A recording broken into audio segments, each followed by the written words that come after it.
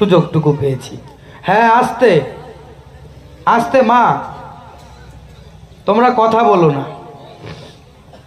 কোনায় একটা গন্ডগোল থাকিয়ে যায়। মশারির কোনায়ও দেখবেন মশা, আর পার্কের কোনায় যুবক যুবতীদের বসা।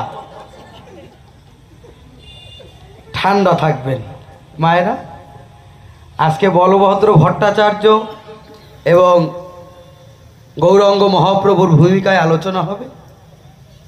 আপনারা প্রশ্নপত্র শুনলেন, তা আমার এমনও সাধ্য নেই যে গৌর হরি তার ভূমিকায় আমি অবতরণ করে দুটো কথা বলি।